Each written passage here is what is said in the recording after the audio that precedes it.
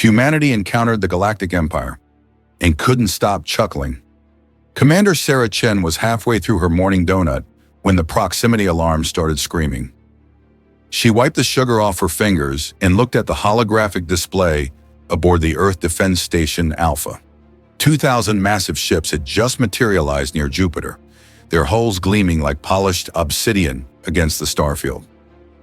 "Ma'am, they're trying to establish contact," reported Lieutenant Tommy Rodriguez, barely suppressing a grin as he watched the alien formation. The ships were arranged in perfect geometric patterns, each one identical to the next, like cosmic chess pieces waiting for orders. "Put them through," Sarah said, settling back in her chair with her coffee mug that read, "World's Okayest Commander." The main screen flickered to life, revealing a creature that looked like it had been designed by committee. It had 6 arms, metallic blue skin, and wore what appeared to be a military uniform covered in so many medals and ribbons that it probably took an hour to get dressed each morning. "Greetings, insignificant carbon-based life forms of the third orbital body," the alien announced in a voice that sounded like it was being broadcast through a broken speaker. "I am Supreme General Craxton the Magnificent, Herald of the Eternal Dominion, Conqueror of 700 worlds, and bearer of the sacred—" "Whoa there, buddy," Sarah interrupted, holding up a hand. "That's quite a mouthful. Mind if we just call you Crax?" The alien's 6 eyes blinked in sequence, like Christmas lights having a seizure. What? No one has ever— My title is— Look, Crax, I've got a staff meeting in 20 minutes, and I haven't finished my breakfast. What can we do for you today?" Behind her, the bridge crew was doing their best to look professional, but she could see Lieutenant Rodriguez biting his lips so hard she was worried he might draw blood. Supreme General Craxton seemed to physically reboot, his posture straightening as he launched into what was clearly a prepared speech.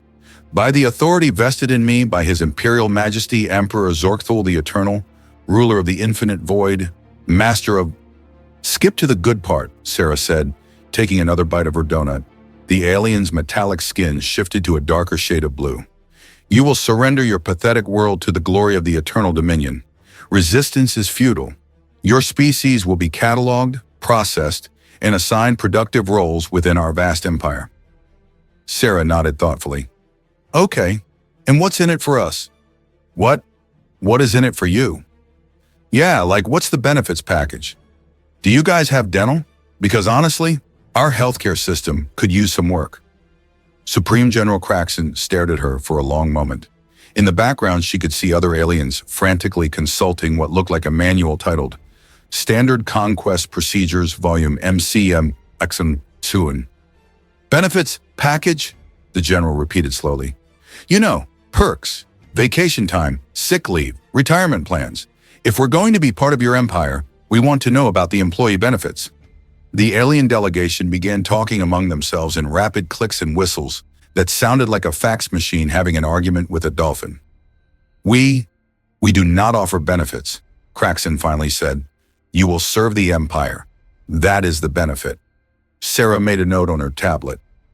"So, no dental. What about working conditions? Hours? Is there overtime pay?" "Overtime pay? Money. Compensation. You know, for working extra hours?" One of the aliens in the background dropped what appeared to be a space clipboard. The sound echoed through their communication channel. "Citizens of the Dominion do not receive money," Craxton said uncertainly. "They receive the honor of serving the Empire." "Honor doesn't pay the bills, Crax." Sarah turned to her communications officer. "Jenny, can you patch in Director Martinez from Human Resources?" A new window opened on the screen, showing a middle-aged woman in a business suit sitting in what was clearly an office break room. "Hi, Sarah. Sorry, I'm on my lunch break. What's up?" "We've got some folks here trying to recruit humanity for their empire. Wondering if you could give them some pointers on competitive compensation packages." Director Martinez brightened. "Oh, wonderful. I love talking about this stuff." She turned to address the aliens directly. "So what kind of benefits are you offering?" "Standard package usually includes health insurance, dental, vision, paid time off, retirement matching." Supreme General Craxton was now a shade of blue that didn't exist in nature. "We offer the glory of conquest?" That's not really quantifiable, Martinez replied cheerfully. What about work-life balance? Flexible scheduling? Remote work options? Remote work. You know, working from home. Or in your case, working from your home planet instead of having to relocate to serve the Empire. The alien general turned to his advisors, who were now openly panicking. One of them was frantically paging through a book that looked like it weighed 40 pounds. Citizens serve where the Empire commands, Craxton said weakly. Oof, Martinez winced. That's going to be a hard sell. Humans are really big on personal freedom and autonomy. What about professional development opportunities? Professional development? Training programs? Skill advancement? Career growth paths?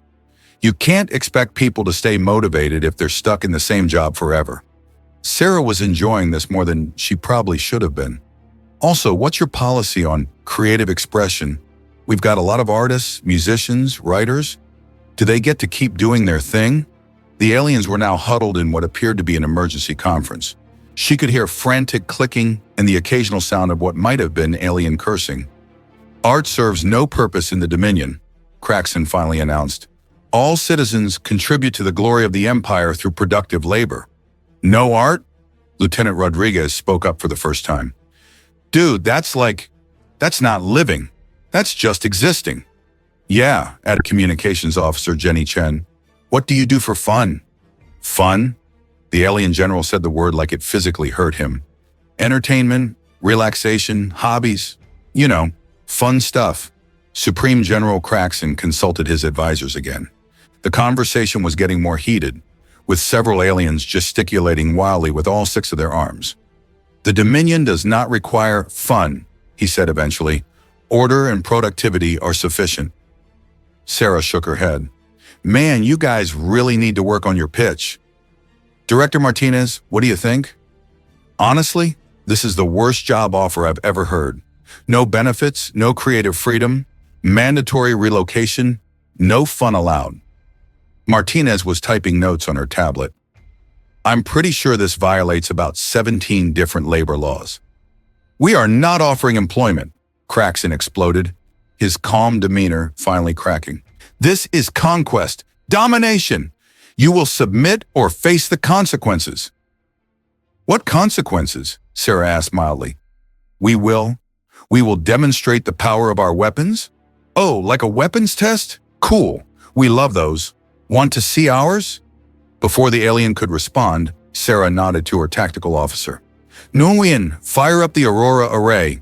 The space around Earth Defense Station Alpha began to shimmer as a series of hidden weapons platforms uncloaked. They were sleek, organic-looking things that seemed to bend light around themselves. What? What are those? Craxton whispered. Quantum disruption cannons. Tactical Officer Nguyen replied casually. They don't destroy matter. They just convince it to stop existing. Pretty neat, right? We invented them for asteroid mining, but they work on ships too. The alien fleet, which had seemed so imposing moments before, suddenly looked a lot less threatening. You developed weapons of mass destruction for mining? One of the alien advisors asked weakly. Well, yeah, Sarah said. Have you ever tried to move an asteroid with conventional explosives? It's a nightmare. This way, we just remove the parts we don't need. Show them the gravity nets, Jenny suggested. Oh, those are fun. Nguyen's fingers danced across his console. Suddenly, the alien fleet found itself gently but firmly held in place by invisible forces. We use these for ship construction, holds everything in place while we work. Supreme General Craxton was now frantically pressing buttons on his command console. Our engines are not responding. Yeah, sorry about that, Sarah said. The nets kind of lock everything down. Safety feature. We got tired of construction accidents. This is impossible. Our ships have conquered 700 worlds. 700? Lieutenant Rodriguez whistled. That's impressive. How long did that take? 15,000 years of glorious... Craxton stopped himself, realizing he was being distracted again. 15,000 years. Sarah did some quick math. Wow, that's really slow. We colonized 12 star systems just last century. You have faster than light travel? An alien advisor asked. Sure. Want to see? Sarah grinned. Nguyen, bring up the Henderson. A new ship materialized next to the alien fleet. It was sleek and white, with flowing lines that made it look more like a piece of sculpture than a warship. This is Captain Lisa Henderson of the exploration vessel Wanderer, a cheerful voice announced. Sorry I'm late. I was checking out this really cool nebula about 30,000 light-years from here. Did I miss anything important? The aliens stared at the new arrival in shock. 30,000 light-years? Craxton managed. In how much time? Oh, about 20 minutes, Captain Henderson replied. Traffic was light today. Usually takes half an hour. The alien delegation burst into another frantic conference. This one involved a lot of arm waving and what sounded like mechanical weeping. You crossed 30,000 light-years in 20 minutes? An advisor repeated. Well, technically, we didn't cross it, Henderson explained. We just folded space-time so that here and there were the same place. Much more efficient than actually traveling the distance. Sarah was watching the aliens with growing amusement. So back to this conquest thing. You guys mentioned consequences if we don't surrender?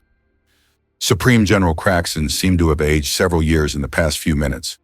Perhaps there has been a misunderstanding. Oh, the Eternal Dominion is always interested in diplomatic solutions. Diplomacy's good, Sarah agreed.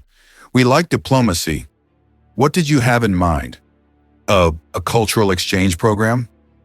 Director Martinez, who had been quietly watching the entire exchange, perked up. Now that sounds more reasonable. What kind of cultural exchange? The aliens huddled again.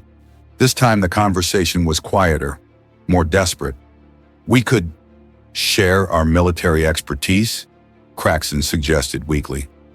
We've got that covered, Sarah said. What else?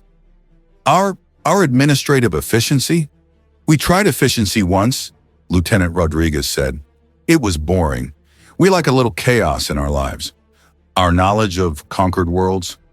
Actually, that might be useful, Captain Henderson interjected. We're always looking for new places to visit. What's the tourism like on these worlds? Tourism?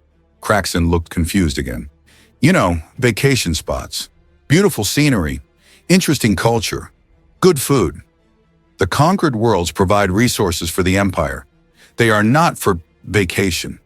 Sarah shook her head sadly. Man, you guys really don't know how to live, do you? We live to serve the Empire. But what does the Empire do for you? The question seemed to break something in Supreme General Craxton. He stared at Sarah for a long moment, his 6 eyes blinking out of sequence. The Empire provides order. That's it? Just order? Order is everything. Without order, there is chaos. Chaos can be fun, Jenny offered, like jazz music or democracy.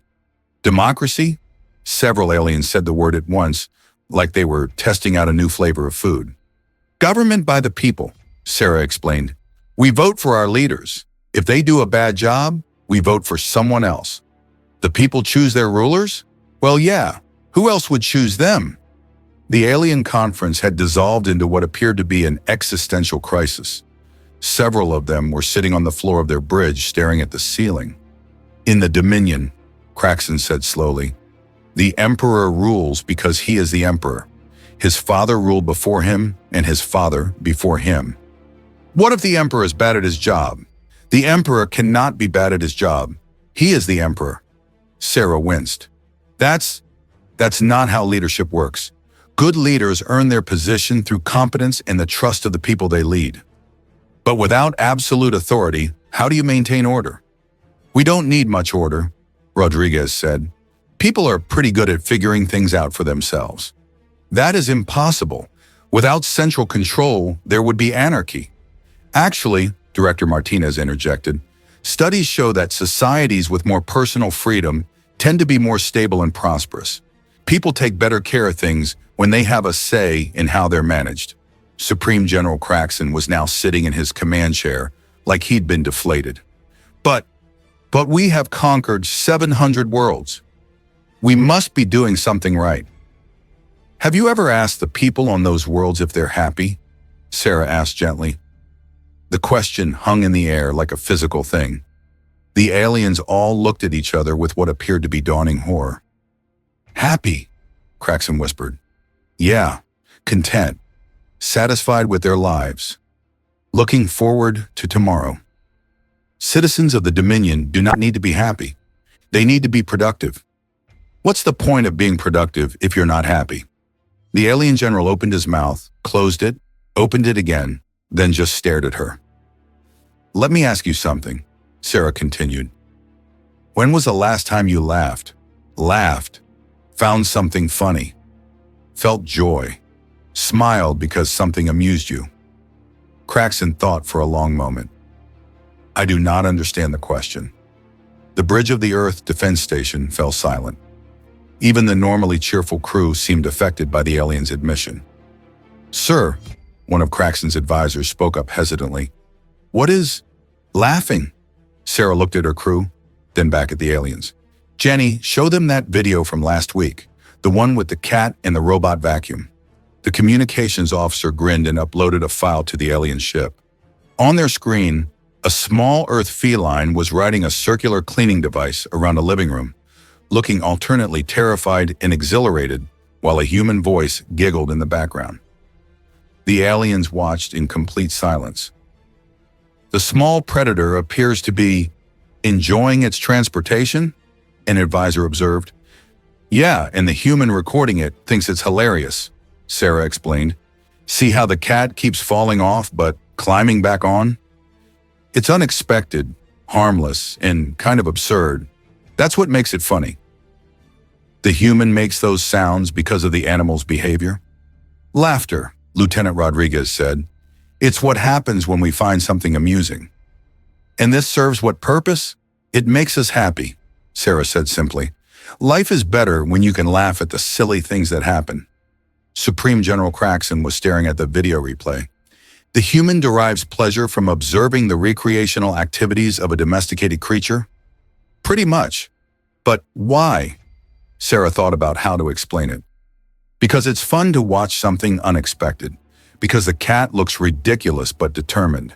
Because sometimes the universe is absurd, and the only sensible response is to laugh at it. The aliens were now passing the video around their fleet, watching it over and over again. She could hear confused clicking and what might have been attempts at laughter coming through the communication channel. We have more, Captain Henderson offered. Jenny, send them the compilation of humans trying to use voice-activated devices. Another video began playing, showing various humans shouting increasingly frustrated commands at unresponsive smart speakers and phones.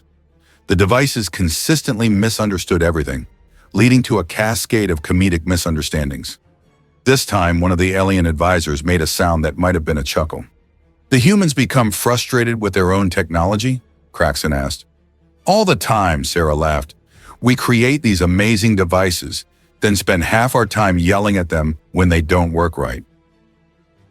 But this seems inefficient. Totally inefficient, Rodriguez agreed. But also kind of funny. More sounds were coming from the alien fleet now. Clicks and whistles that had a different rhythm than their normal speech. One alien was making a repetitive huffing noise that sounded suspiciously like laughter. What is happening to my crew? Craxton demanded. They're learning to laugh, Sarah said. It's contagious. Good emotions usually are. The Supreme General looked around his bridge, where his formerly disciplined crew was now watching human comedy videos and making increasingly bizarre noises. This is disorder, he said weakly. This is joy, Sarah corrected. There's a difference. Over the next hour, the cultural exchange continued. The humans shared music, art, stories, and more videos. The aliens, in return, began sharing their own experiences. It turned out that many of them had private thoughts about the absurdities of their empire, thoughts they'd never dared voice before. The Emperor once decreed that all citizens must march in perfect unison, one advisor confided. But no one could agree on what perfect unison meant, so half the empire was marching to one beat and half to another. That sounds hilarious, Jenny laughed. Did anyone point out the problem? Oh no, questioning imperial decrees is forbidden. So everyone just kept marching to different beats, pretending it was perfect unison. The bridge crew burst into laughter, and several aliens joined in with their clicking, whistling version of mirth. "You know what?" Sarah said finally. "Forget the conquest thing. Why don't you guys just stay here for a while? We'll show you around, teach you about freedom and democracy and really good pizza." "Pizza?" Craxon asked. "It's food that's designed to make you happy," Rodriguez explained. "Comes in about 1,000 different varieties. Food designed for happiness? Oh man, wait until you try ice cream," Captain Henderson added. "Or chocolate. Or better yet, chocolate ice cream." Supreme General Craxon looked around at his crew, who were now eagerly watching a video of humans slipping on ice while trying to walk their dogs. "What would happen to the Empire if we stayed here?" Sarah shrugged. "Other people would probably figure out they don't need to be conquered. They might start choosing their own governments, making their own art, learning to laugh at their own absurdities. The Empire would collapse. Maybe, or maybe it would become something better. A federation of free worlds working together because they want to, not because they have to." The alien general was quiet for a long time, watching his crew discover the joy of human humor. "I have served the Empire for 200 years, he said finally. "I have conquered worlds, enforced order, maintained discipline. But I have never felt what I am feeling now." "What are you feeling?" "Light," he said simply. "Like the weight I have carried all my life has suddenly been lifted." Sarah smiled. "That's freedom, Crax. That's what it feels like to be free." 6 months later, the former Supreme General Craxon, now just calling himself Crax, was running a small interspecies comedy club on Mars.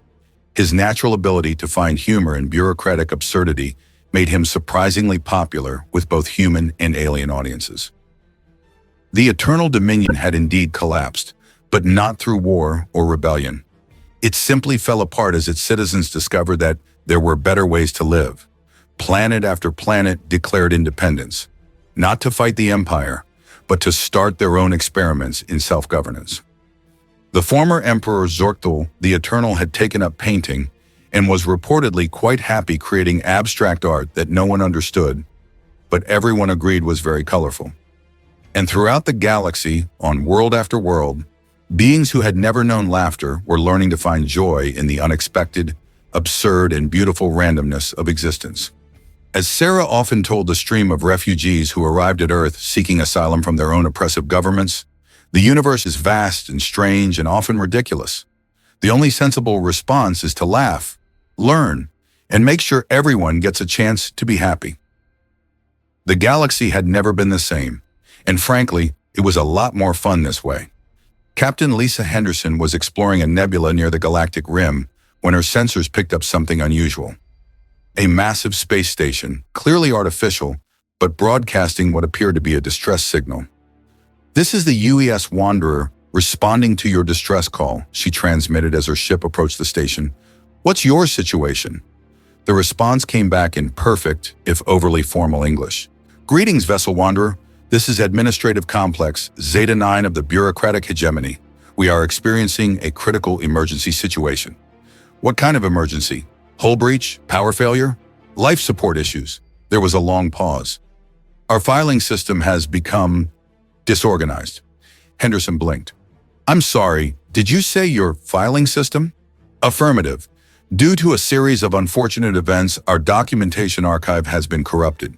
Forms are misfiled, permits are unprocessed, and our efficiency ratings have dropped below acceptable parameters. This constitutes a Class 7 bureaucratic crisis." Henderson muted her comm for a moment and turned to her first officer, Commander David Park. "Are you hearing this?" Park was grinning. "Bureaucratic crisis? Oh, this is going to be good." She reopened the channel. "Okay, so let me get this straight. Your emergency is paperwork?" "Not just paperwork," came the horrified response. "The entire administrative structure of our civilization depends on proper documentation. Without correctly filed forms, we cannot process requisitions, approve travel permits, or validate citizenship status. Our society is on the brink of total collapse." "Right," Henderson said slowly. "And you called for help because We detected your vessel's quantum signature. Your technology appears highly advanced. Perhaps you possess superior organizational protocols? Commander Park was now silently laughing so hard he was in danger of falling out of his chair. "Oh, tell you what," Henderson said. "Mind if we come aboard and take a look? Maybe we can help sort things out." "Oh, thank the Grand Administrator. Yes, please dock at Port 7 Alpha Delta 42, subsection Gamma." 20 minutes later, Henderson and her team were walking through corridors that looked like a library had exploded inside a government office. Papers were everywhere, floating in the zero-gravity sections and piled in enormous drifts where artificial gravity was operational. They were met by a delegation of beings that looked like someone had crossed a praying mantis with an accountant. Each one wore identical gray uniforms covered in pockets, pouches, and clips for holding various writing implements. "I am Senior Administrative Coordinator Zilch," their leader announced, adjusting what appeared to be reading glasses designed for compound eyes. "Thank you for responding to our crisis. The situation is quite dire." "So I can see," Henderson said, stepping over a drift of forms that came up to her knees. "What happened here?" Coordinator Zilch wrung his four hands. "A junior filing clerk accidentally used the wrong color ink when processing Form 247B, which invalidated the entire batch of applications for subsection Gamma Delta. When we tried to correct the error, we discovered that the correction forms required approval from Department 1847. But they had moved to a different office complex and forgotten to update their forwarding address." Henderson nodded seriously. "That does sound complicated."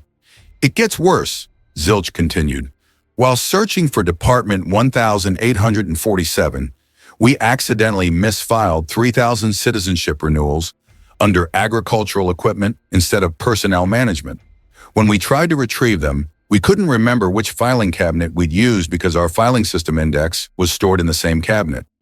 Commander Park was making heroic efforts not to laugh out loud. "And then," Zilch went on, his voice taking on a tragic tone, "the Grand Administrator issued Emergency Directive 99.7-B, requiring all departments to file a report on their filing systems. But the forms for filing reports about filing systems were filed in the same location as the misfiled citizenship renewals. So you can't file reports about your filing system because the forms are lost in your filing system?" Henderson summarized. "Precisely. It's a cascading administrative failure. We've been working nonstop for 3 weeks trying to sort it out. But every solution requires forms that we can't find because they're incorrectly filed." Henderson looked around at the chaos. Aliens were wandering aimlessly through the corridors, clutching handfuls of papers and looking desperately confused. In one section, she could see what appeared to be a group therapy session for beings suffering from acute filing anxiety. "Okay," she said, "I think we can help. But first, I need to ask you something. Why is all this paperwork necessary?" Coordinator Zilch looked shocked. "Why? Because how else would we know what's happening? Without proper documentation, how would we track resource allocation, monitor productivity, ensure compliance with regulations?" "Right. But why do you need to track all that stuff?" "To maintain order, to ensure efficiency, to serve the greater good of our civilization."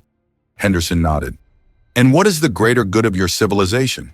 Zilch opened his mouth, closed it, then looked around at his colleagues. The proper filing of documents? But why do you file documents? To maintain order? Why do you need order? To Zilch was starting to make it sound like a computer trying to process too much data at once. Henderson waited patiently while the alien went through what appeared to be an existential crisis. I don't know," Zilch finally admitted. "No one has ever asked me that before." "Fair enough," Henderson said. "Let me try a different approach. When you're not filing papers, what do you do for fun?" "Fun?" Commander Park whispered. "Here we go again. Entertainment, relaxation, enjoyment. What makes you happy?" Coordinator Zilch looked around at his colleagues, who were all staring at Henderson like she'd started speaking in ancient mathematical theorems. We process forms," he said uncertainly. "Right, but what do you do when you're not working?" "Not working? But when would we not work?" Henderson felt a familiar mixture of amusement and sympathy. Okay, new plan. Before we sort out your filing system, let me show you something. She pulled out her personal tablet and called up a video of her daughter's birthday party from the previous month. The screen showed a group of human children laughing and playing games while adults watched with obvious delight. The aliens gathered around the tablet, staring at the images with fascination. The small humans appeared to be celebrating, one of them observed. It's a birthday party, Henderson explained. Once a year, we celebrate the day someone was born. Friends and family get together, eat cake, give gifts, and have fun. But what is the administrative purpose? Zilch asked. There isn't one. We do it because it makes people happy. The aliens exchanged glances that managed to convey profound confusion despite their insectoid features. You engage in activities with no administrative purpose? Another alien asked. All the time. We call it living? Henderson showed them more videos. Humans playing sports, making music, painting pictures, cooking elaborate meals, dancing, laughing at jokes. Each one seemed to cause more confusion among the aliens. The humans in these recordings, Zilch said slowly, they appear to be content. Yeah, they're having a good time. But they're not accomplishing anything productive. They're being happy, Commander Park said. That's pretty productive, if you ask me. Happiness serves no administrative function, one of the aliens protested weakly. What if it doesn't need to? Henderson asked. What if happiness is valuable all by itself? The question seemed to physically stagger Coordinator Zilch. He sat down heavily on a stack of misfiled forms. But if happiness has value independent of administrative efficiency, then what is the point of administration? Good question, Henderson said. Maybe administration should serve happiness instead of the other way around. The aliens were now having what appeared to be a collective nervous breakdown. Several of them were sitting on the floor, staring at the ceiling. Others were wandering in small circles, muttering about paradigm failures and systematic logic errors. Look, Henderson said gently, how about we try an experiment? Instead of trying to fix your filing system, what if we just got rid of it? The sound that came from Coordinator Zilch was unlike anything Henderson had ever heard. It was part scream, part static, and part what she could only describe as the noise a computer makes when it's formatting its own hard drive.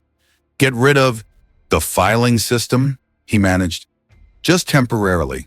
See what happens when you don't have to file forms or process applications or maintain documentation. But then how would we know what we're supposed to be doing? You could decide for yourselves. Another wave of existential terror swept through the alien crowd. Decide for ourselves? Zilch whispered. But who would make the decisions? You would. Each of you for yourselves. That's anarchy. That's freedom, Henderson corrected. Want to try it? What followed was one of the most surreal conversations of Henderson's career. The aliens spent nearly an hour discussing the logistics of not having logistics, trying to form committees to decide whether they needed committees, and attempting to file forms requesting permission to stop filing forms. Finally, in desperation, Henderson took direct action. She walked over to the nearest pile of documents and activated her ship's matter reconfiguration beam. The papers disappeared, transformed into something more useful. Pizza. The aliens stared at the steaming, aromatic circles of bread, cheese, and tomato sauce that had materialized where their precious paperwork used to be. What? What is this? Zilch asked. Lunch, Henderson said. It's food that's designed to make you happy. Try some. Cautiously, one of the younger aliens picked up a slice and took a small bite. His compound eyes widened, and he made a sound that might have been wonder. It's delicious, he said in amazement. And it doesn't require any forms to eat it, Commander Park added. Within minutes, the entire administrative complex was buzzing with aliens, discovering the simple pleasure of shared food. They were talking to each other not about filing protocols or efficiency ratings, but about the taste of the pizza, the way the cheese stretched when they pulled it apart, the surprising combination of flavors. This is remarkable, Coordinator Zilch said, taking his third slice. I feel different. How so? Lighter, as if a burden I didn't know I was carrying has been lifted. He paused, considering. Is this what you call happiness? Part of it, Henderson said. Happiness comes in lots of different forms. Shared food, good friends, meaningful work, creative expression, helping others, learning new things. Meaningful work? Zilch perked up. We could do meaningful work? What kind of work would feel meaningful to you? The alien thought for a moment. I've always been curious about the stars. Before I became an administrator, I wanted to study astronomy, but there were no forms for changing career paths. Henderson grinned. No forms needed. Want to see what's out there? She activated her tablet's star chart, showing a three-dimensional map of the local galactic region. The aliens crowded around, pointing at different systems and asking questions about the worlds they contain. We could actually visit these places? One of them asked. Sure. We've got exploration ships, research vessels, colony transports. The galaxy's full of interesting things to see and do. But who would give us permission? You don't need permission to explore. You just need curiosity and a ship. The transformation was remarkable to watch. Beings who had spent their entire lives focused on the proper organization of paperwork were suddenly talking about scientific research, artistic expression, and the adventure of discovering new worlds. Wait, Zilch said suddenly. What about our civilization? If we all leave to pursue our own interests, who will maintain order? Henderson looked around at the chaotic mess of the administrative complex, then at the aliens who were now laughing and talking with more energy than they'd probably shown in decades. What order? She asked. Look around. You've got more genuine social cohesion right now than you did when you were drowning in bureaucracy. It was true. The aliens were naturally organizing themselves into discussion groups, sharing ideas, and helping each other understand the new concepts they were encountering. Without any forms or official protocols, they were cooperating more effectively than they had in years. But what about the Grand Administrator? Someone asked. What about him? Henderson said. Does he make you happy? The question was met with a long silence. The Grand Administrator makes sure the forms are properly processed, Zilch said finally. Is that what you want your life to be about? Processing forms? More silence. What if, Henderson continued, instead of having a Grand Administrator, you just work together to solve problems as they came up?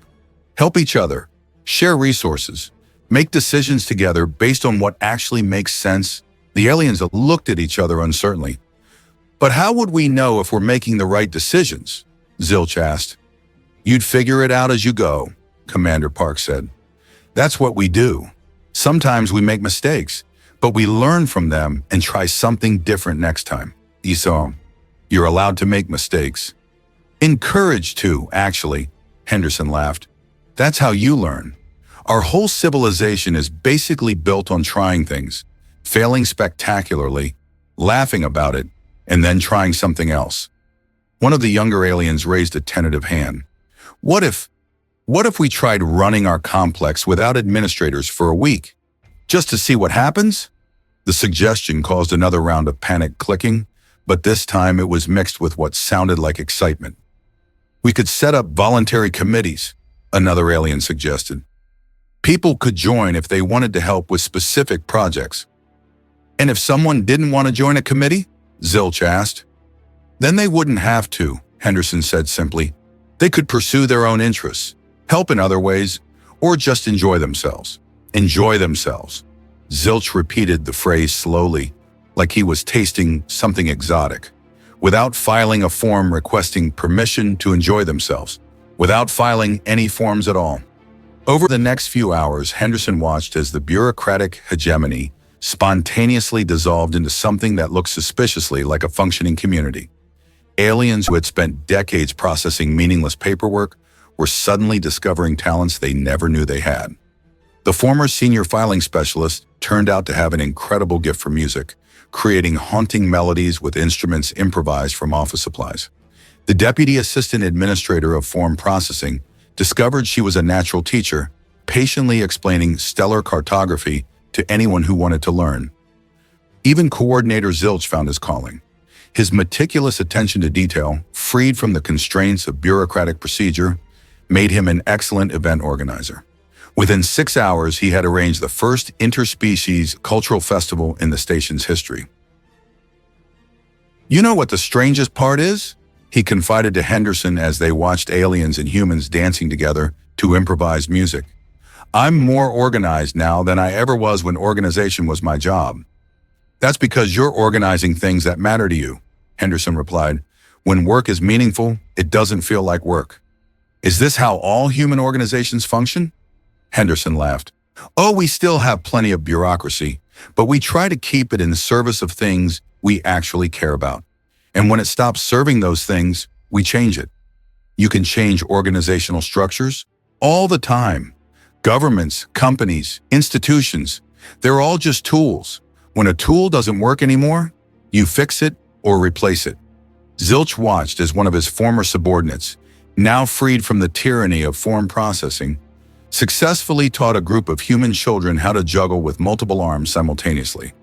"I think," he said slowly, "I would like to learn how to change things." 6 months later, the former administrative complex, Zeta 9, had been transformed into the first Galactic Institute for Creative Bureaucracy. Instead of processing endless, meaningless forms, they now helped other civilizations streamline their administrative systems to actually serve their citizens' needs. Coordinator Zilch had become Director of Practical Organization, teaching courses on efficient systems for happy societies and the art of useful paperwork. His most popular seminar was titled When to File Forms and When to Make Pizza Instead. The Grand Administrator, when finally located, turned out to have been trapped in his own office for 3 years by a filing cabinet that had fallen over and blocked the door. He was surprisingly grateful to be rescued, and even more grateful to learn that he was free to pursue his secret passion for interpretive dance. The bureaucratic hegemony officially renamed itself the Collaborative Commonwealth and sent ambassadors throughout the galaxy sharing what they learned about the revolutionary concept of administration that actually served the people being administered. And Captain Henderson? She continued exploring the galaxy, always ready to help civilizations discover that there were better ways to organize society than whatever rigid system they trapped themselves in. As she often said in her reports back to Earth Command, the universe is full of species that have forgotten how to be happy. Sometimes all they need is someone to remind them that happiness is an option. The galaxy was becoming a very different place, and as more civilizations discovered the radical concepts of joy, freedom, and pizza, it was becoming a much better one too. Epilogue. Years later, historians would mark this period as the Great Awakening, a time when countless civilizations across the galaxy simultaneously discovered that there were alternatives to the oppressive systems they'd always accepted as inevitable. The Eternal Dominion became a federation of artist colonies. The bureaucratic hegemony transformed into a network of communities organized around shared interests rather than administrative efficiency. The rigid hierarchy of absolute order became, well, nobody could remember what they became because they were too busy having fun to keep track. Earth, meanwhile, had become something of a pilgrimage destination for beings seeking to understand these strange concepts of humor, freedom, and deliberately inefficient happiness. The planet's tourism industry boomed as aliens flocked to witness humans doing inexplicable things like playing with pets, making art for no profit, and laughing at their own mistakes. And in a small comedy club on Mars, a former Supreme General named Krax was finishing his nightly set with his signature bit about the absurdities of galactic conquest. "So there I was," he told his mixed audience of humans and aliens, "commanding 2,000 ships, ready to conquer Earth and add another trophy to the Empire's collection. And this wonderfully ridiculous human asked me about the benefits package?" The audience erupted in laughter, a sound that would have been impossible to imagine in the galaxy just a few years before. "Turns out," Krax continued, wiping tears of laughter from his 6 eyes, "the real conquest was the friends we made along the way. And the pizza. Definitely the pizza." The galaxy had indeed never been the same, and frankly, it was a lot more fun this way.